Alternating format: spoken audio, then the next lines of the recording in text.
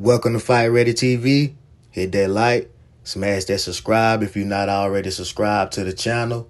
Now wipe your feet at my door. Come right on in. As we inch closer and closer to the highly anticipated showdown between Errol "The Truth" Spence Jr. and Terence "Bud" Crawford on July 29th in Las Vegas, Nevada at the T-Mobile Arena, I'm noticing a lot of timidness and scaredness coming from the Crawford fan base, because I'm hearing stuff like Errol gonna have to switch his style up for Crawford. And there's no secret that I'm a Errol "The Truth" Spence Jr. fan, and I'm pulling for him in this fight. To me, it don't matter which Crawford show up in that ring come July 29th. I got Errol Spence winning no matter. That's just the confidence I got in Errol Spence. And that's not the same to be said for the Crawford fan base, because they saying stuff like Errol got to switch his style up. And the only reason they saying that is because they scared, because they know Errol is going to put that pressure on Crawford. And Crawford really ain't never faced a pressure fighter quite like Errol Spence before. See, when Mean Machine pressured Crawford and got in on the inside, he was actually able to drop Crawford. I know it was unofficial and the ref didn't call it, but he dropped that man. Everybody could clearly see that Mean Machine dropped him. And if he get dropped by Errol like that, it's not going to be pretty, man, because Errol is a bigger fighter than Mean Machine, and Errol probably hit 2 times harder than that man. And I would like to see Terence Crawford be able to stand up to something like that. And that's what they scared of coming from the Crawford fan base. They scared of Errol just working over Crawford, man, because he going to get in Crawford's chest and, beat him up, beat his hips up, beat his body up. All of the above, man. The man just going straight step. And Terence ain't never really just had that. Like I said, Mean Machine, the only one who pressured him.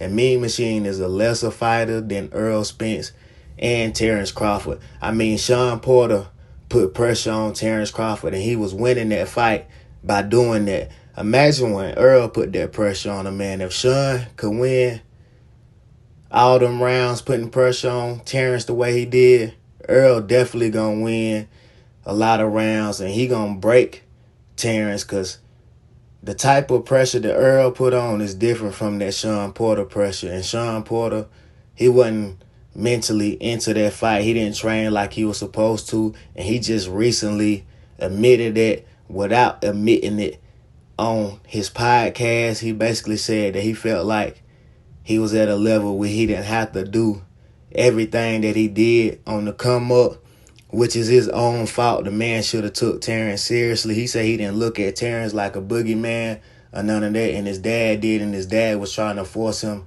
to swim after he had ran miles and spar extra rounds and stuff like that, and he wasn't feeling it, and he took Terence light, and that was his mistake. But Errol ain't gonna do that, and Errol gonna come with that pressure from round 1 to round 12. And the fan base from Terence Crawford saying like, oh yeah, if Errol just pressure him, he gonna get counter and drop rushing in. But see, Errol is smarter than that. Errol just don't come in rushing in with punches. That lets me know that they never watched the Errol Spence fight, because if you ever watched the Errol Spence fight, he got calculated, smart pressure. The man just don't rush in so he can get caught by a punch that he don't see. He come in and set up his pressure behind his jab to get in. And when the man get in, it's just nasty. He know how to frame you off with his forearms, the laying nasty uppercuts and all that, man. And Terence going to have to be ready for it. And Errol going to have to be ready for the slick boxing of Terence. But Adrian Broner said it best. You only can run for so long from somebody like Errol Spence. Eventually, Errol Spence is going to hawk you down. He going to stalk you and catch up to you. And you going to have to fight Errol Spence.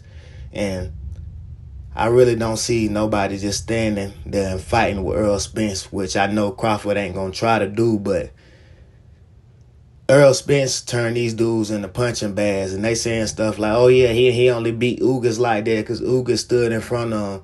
Well, it didn't start off like that. Ugas actually started out boxing pretty well and using angles and stuff. Errol Spence just turned that man into a punching bag with them body shots, had that man shelled up, scared to get hit, so he really couldn't move like that. He was too busy worried about defending his body from getting his ribs broken, stuff like that, man. So Earl be turning these dudes into punching bags. He did the same thing to Lamont Peterson, turned that man into a punching bag.